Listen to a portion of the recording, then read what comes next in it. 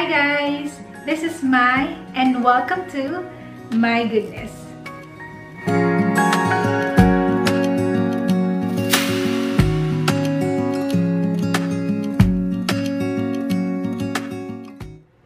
So hi guys! Today gagawa tayo ng footlong buns o pwede rin natin tawagin na Subway buns. Okay, papakita ko sa inyo kung paano ko ginagawa ito. So I have made this several times already dito sa bahay and gawin natin siya ngayon. Okay, so I have my weighing scale here. So, pag nagmamadali ako, ganito yung ginagawa ko. So, pinipindot ko lang yung tare para mag-zero habang nakalagay yung aking mixing bowl na walang laman. Okay, so first measure natin yung ating bread flour. So, gagamit tayo ng 500 grams.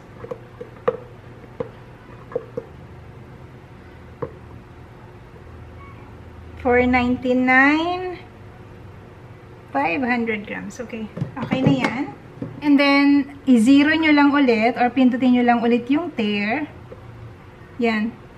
Para back to zero and then lagay tayo ng next ingredient. So, that will be our sugar.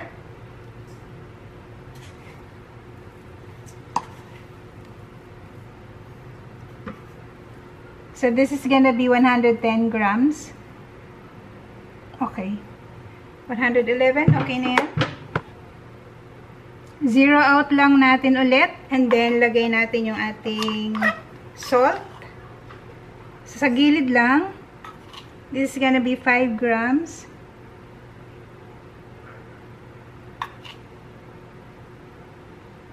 Okay. Mix lang natin saglit. Then, yung ating egg. So, you don't have to measure the egg kasi okay lang yon. Just use large egg. Yung ating oil. So, nakasa zero na naman siya ulit. Magme-measure ako ng it's gonna be 110 grams. 10. Okay. So, ito naman yung sa ating milk. Okay.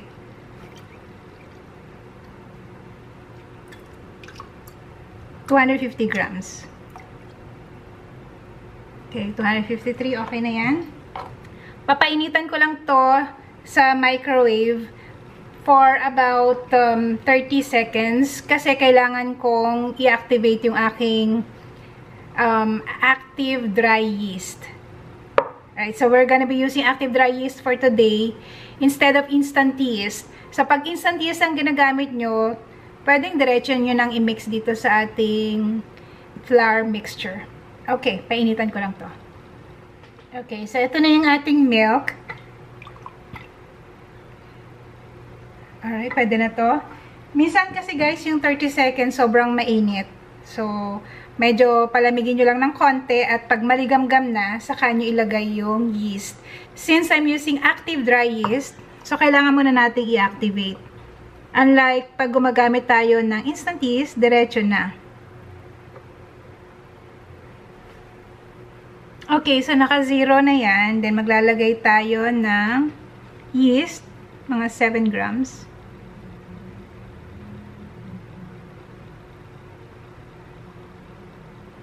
Okay, 7 grams. Then lagay lang tayo ng konting sugar. Just to activate yung ating yeast. Then mix.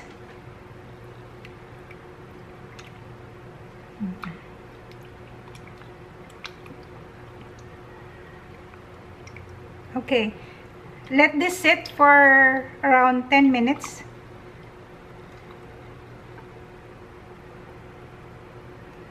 Okay, lagay lang natin dyan. And i-ready na natin yung ating mixer. Okay, so after around 5 minutes pa lang, oh. Tingnan nyo guys. Diba? Ano, foamy na. Ayan na, nag-create siya ng foam sa ibabaw. So, yun. Sabihin, nag-activate na yung ating yeast.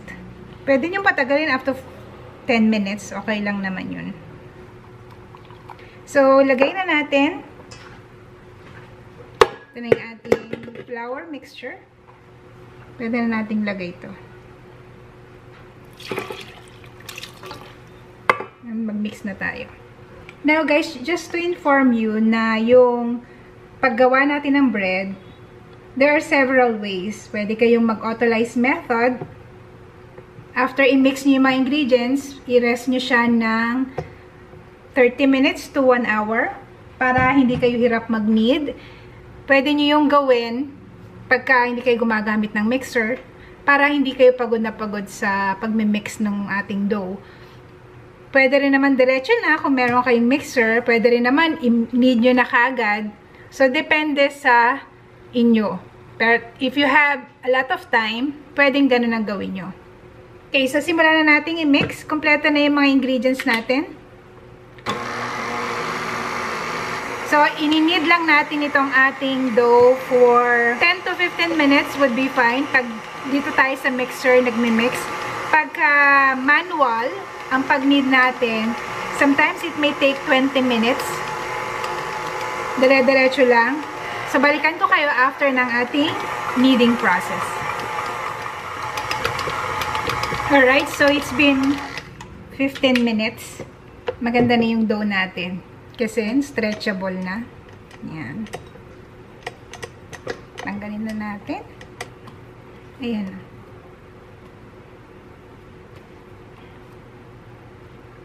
Okay. Pag sasama-samahin ko lang yung dough.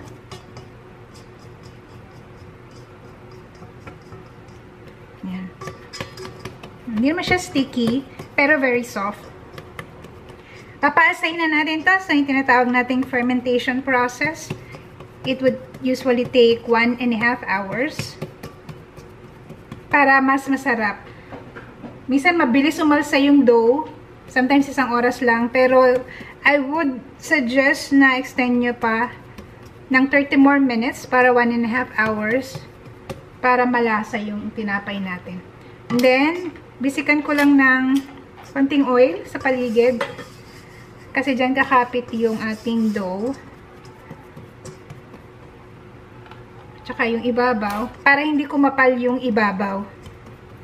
Oo, or magkaroon ng crust. Kasi mahirapang umalsa kapag may crust yung ibabaw. Yung kumapal. Dahil napapasukan siya ng hangin. So, kaya i-make sure na sealed yung inyong pantakip. So, gamit lang ako ng shower cup. That will be an easier way para mas mainit at the same time sealed siya. Okay, balikan ko kayo after 1.5 hours. Okay, so after 1.5 hours, ito na yung ating dough. Ayan no, halos mapuno na. Ayan. Okay, punch lang. Lipat natin dito sa ating kneading mat. Bango, may tinapay. Okay.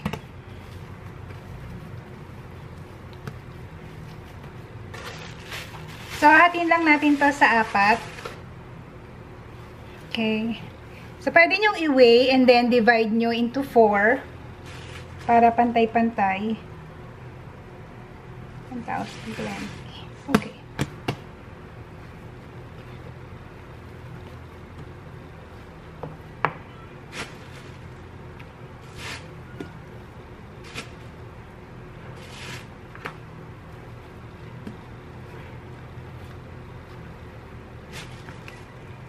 So, we'll have around 255 grams per dough. Alright. So, we have our 4 doughs here. So, madali lang to guys.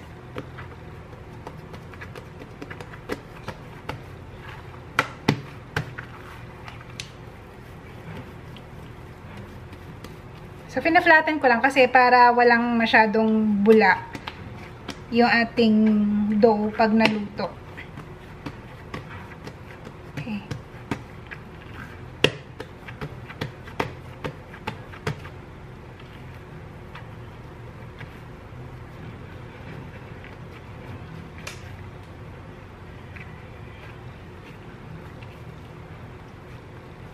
Ayan.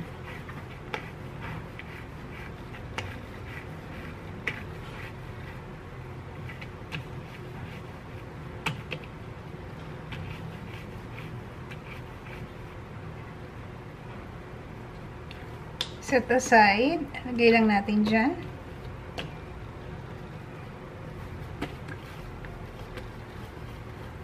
Bilugin niyo muna. Ayan kasi dami siyang bula. Para hindi butas-butas yung ating bread. Okay.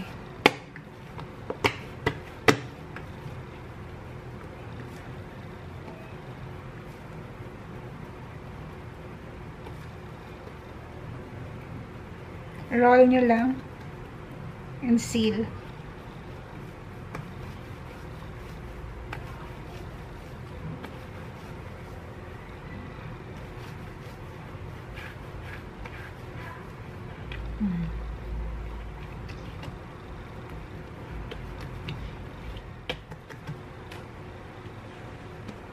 Okay. At dito ko siya ilalagay. So, lutuan talaga ito ng mga hotdog buns or baguette. Matagal ko na to guys na nabili. So, tight na tight po siya. If you wanted to know saan ko nabili siya, may link akong ilalagay sa description box. Ayan. So, actually, you can make this nga mga 8 pieces. Lagay natin. Okay, and then saka nyo ayusin. Okay.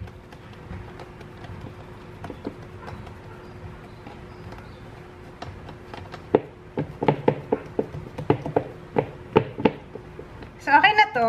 Tatakpan ko lang ng kitchen towel. And then we'll let this rise for 45 minutes. Make sure na umalsa. Lumaki yung mga dough nyo, ha. Baka mamaya baking ng baking, hindi pa pala umalsa yung dough. Pero kung nagawa nyo naman yung first fermentation, lumaki yung dough, walang problema sa yeast. Basta ito, bago nyo i-bake, make sure na naging fluffy na yung ating bread or yung dough. Okay. Ito, nag-aalsa na siya eh. Pinapat ko lang.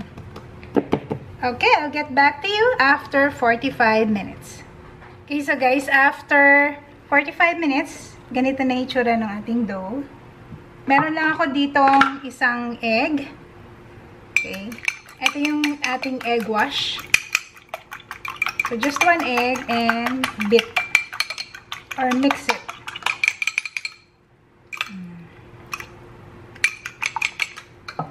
So, lalagyan lang natin ng score or slit yung ating mga bread or dough bago natin lagyan ng egg wash. Ayan.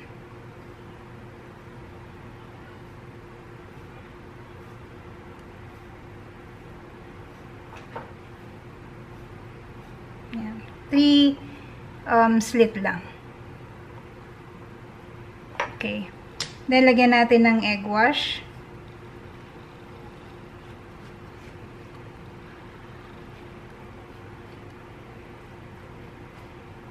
So, nagpipreheat na tayo ng oven. That's 180 degrees Celsius.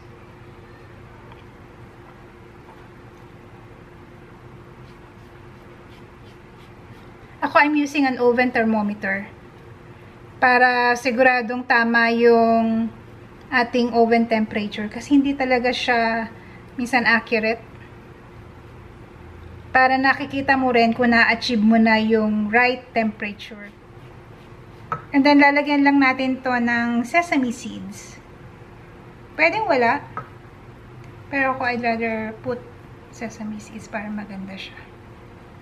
Okay. Sesame seeds.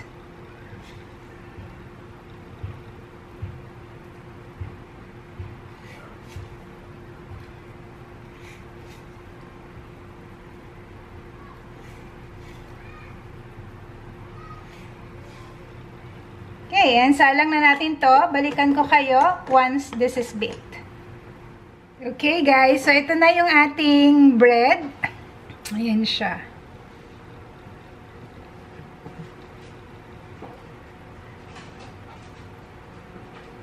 Yan.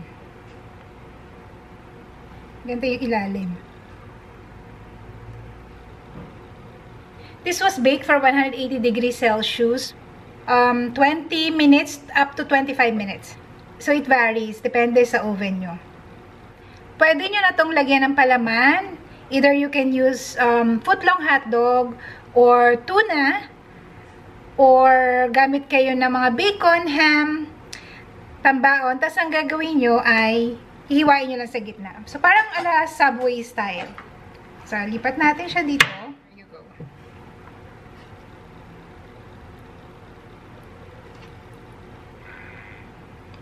Diba? Looks so good. At malambot siya, guys. Yan. So, pwede na nating lagyan ng palaman. Yan. And soft pa rin siya, oh. Very soft. Chop lang tayo and then tikman natin. Yay!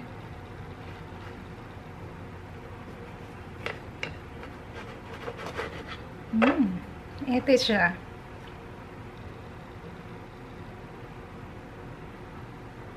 So, very soft yung ating dough. Or yung ating tinapay. Then, nagbabounce back. So, pwede nyo siyang lagyan ng palaman. Kainin nyo siya as is. Okay lang din. Pero ako, I prefer nilalagyan to ng palaman. So, ganito yung itsura ng loob. So, I have here some tuna. Ganito lang yung ginagawa ko sa kanya. Pero, usually, nilalagyan ko to ng lettuce. Pabaon kay Javi. Or, merienda dito sa bahay. Yan. Yeah, ang sarap. Ang lambot.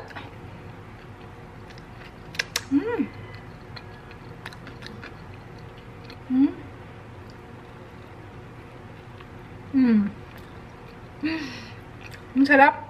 Ang sarap na tinapay. Sobrang fresh sa panlasa mo kasi kakaluto lang. Parang ala Subway style pero mas malaki. Ang sarap. Ay, nako. So, pwede nyo yan. Hatiin nyo sa gitna. Tapos, lagyan ng palaman. Lagyan nyo ng iba't-ibang vegetables, lettuce, tomatoes, bacon, ham. Yun yung mga pwede ipalaman. Tapos, pag isa-serve nyo, hatiin nyo yung bread.